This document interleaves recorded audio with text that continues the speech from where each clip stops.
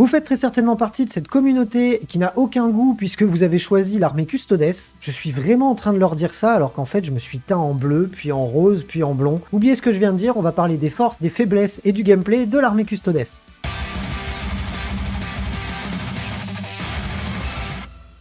Salut les roommates, mon blast c'est Félix, vous êtes dans la Wargame Room, on se retrouve aujourd'hui pour un format court sur le Codex Custodes. On va parler du gameplay, ce qui caractérise cette armée, ainsi que ses forces et ses nombreuses faiblesses.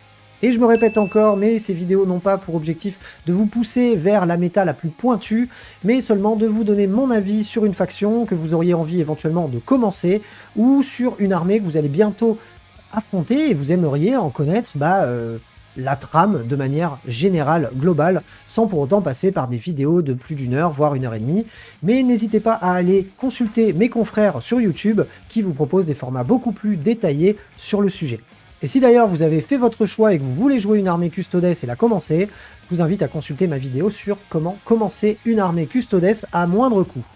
Bon, inutile de vous dire qu'on est sur une armée en termes de gameplay qui va vous proposer quelque chose de très épuré, puisque chacune des figurines présentes dans votre armée va avoir un rôle crucial, puisque vous n'allez pas en jouer des masses. Clairement, si vous jouez que du Custodes pur, vous allez jouer peut-être 30 figurines maximum, donc il va falloir faire des choix vraiment bien réfléchis, parce que sinon vous allez clairement manquer de ressources. Vous avez accès avec ce codex à une résilience, bon, qui n'est plus la même que d'antan, mais qui est quand même assez importante, puisqu'on est forcément sur des figurines d'élite, donc on en joue moins, donc forcément, si elle meurt comme ça, c'est peut-être un petit peu trop facile pour votre adversaire de vous table raser, donc vous allez quand même globalement tout miser sur une forte résilience, et sur le fait de chatter au dé, tout simplement, parce que vous avez une invulnérable à 4+, sur l'ensemble de l'armée. On va avoir une grosse efficacité en combat rapproché, donc au corps à corps, même si on a perdu les capacités qu'on avait avant à combattre en premier, et on va être clairement pas sur la meilleure armée au tir, et je pense que ça va être l'une des principales lacunes de l'armée, puisqu'elle va manquer cruellement de tir anti-char. Et de manière globale, cette faction va être assez défensive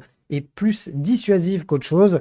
Elle va pas table raser son adversaire facilement. Si vous jouez entièrement Custodes, vous allez être là sur des figurines d'élite à plusieurs points de vie, doté d'une très bonne endurance et d'une très bonne sauvegarde, puisqu'on est à 2+, et en 4+ invulnérable. Il sera difficile pour votre adversaire de vous déloger des objectifs une fois que vous serez dessus, et il faudra mine de rien beaucoup se méfier de vos unités lorsqu'on voudra les impacter de manière directe au corps à corps, parce que ça met quand même pas mal de grosses pastèques. Le plus dur dans cette armée, ça va être d'arriver sur les objectifs, puis de serrer les fesses pour essayer de faire le plus de 4+ possible.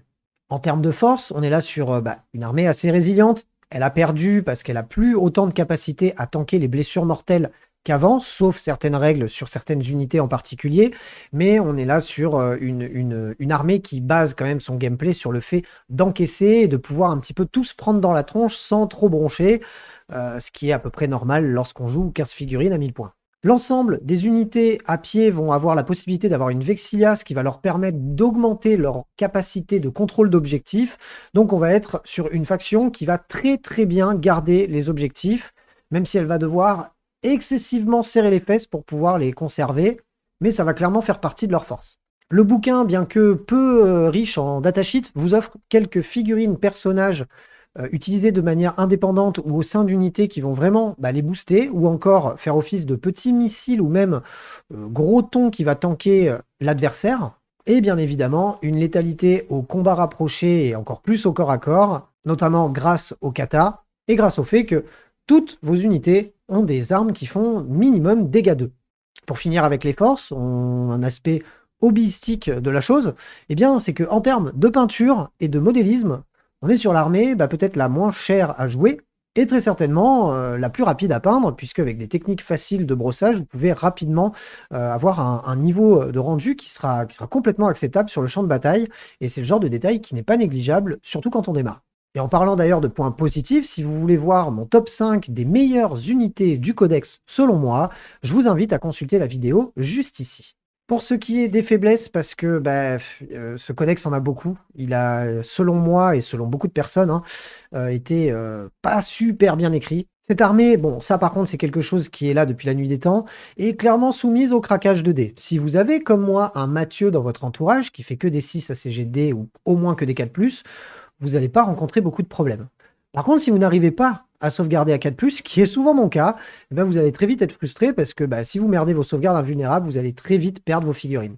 Qui plus est, vous n'êtes pas assez équipé contre les blessures mortelles et ça va être, je pense, la plus grosse faiblesse du codex à l'heure actuelle, hormis le fait d'avoir du mal à occuper la map puisque vous n'allez jamais jouer énormément de figurines.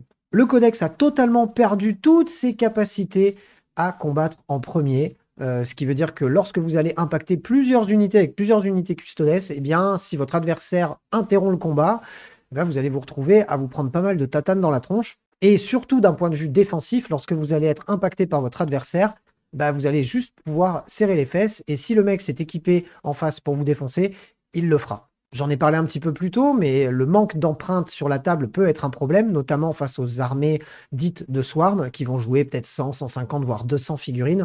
Vous allez très vite être débordé, votre adversaire va très vite pouvoir vous donner simplement des unités à becter, pendant qu'il scorera ses points tranquillement. Et alors, s'il arrive à vous acculer, j'ai bien dit acculer, dans votre zone de déploiement ou dans une zone en particulier de la map, bon courage pour vous en sortir. Vous allez avoir beaucoup de mal, du coup, à vous étendre sur les objectifs, parce que c'est une armée qui va manquer de mobilité, et les seules unités qui étaient à peu près mobiles sont clairement beaucoup trop chères, voire beaucoup trop nulles. Autre point négatif qui se ressent peut-être un petit peu moins maintenant, c'est le Forge World. Si vous ne connaissez pas Forge World, c'est quelque chose dont je n'ai absolument pas envie de faire la promo sur la chaîne parce que je trouve que c'est du vol et je continuerai à le faire. Mais un petit peu moins maintenant, mais à une époque, le Custodes, si on ne jouait pas d'armée, enfin d'unités tirées de Forge World, clairement, on pouvait rien faire avec. Et malheureusement, il y a un char qui est très intéressant, c'est le Caladus, il me semble, et les Venatari qui sont une armée, enfin une unité infanterie qui passe à travers les murs, mais du Forge World. Et moi, la résine Forge World qui arrive tordue, voire cassée, et au prix que ça coûte, je ne peux pas cautionner ça, donc ça fait partie de leur faiblesse, hein, malheureusement. Sans certaines unités, c'est assez compliqué. Et le dernier point négatif, et non des moindres, c'est que le Codex Custodes manque cruellement d'impact au tir, même si leurs armes font à chaque fois des dégâts 2. On a très très peu d'anti-char, et si vous ne jouez pas de Land Raider ou d'Imperial Knight au sein de votre armée, et je ne sais pas si on a envie de mettre un Imperial Knight à 500 points lorsqu'on a déjà un manque cruel d'empreintes sur la map, ouais, là on a une grosse lacune au niveau du tir. C'est là où le Custodes va pêcher peut-être le plus sur cette écriture. En tout cas, ça va manquer de petits tirs de fuseurs, de canons laser, etc. Et est-ce qu'on a envie de mettre 250 points, il me semble, dans un Land Raider pour avoir 4 canons laser? Eh ben, j'en suis pas sûr.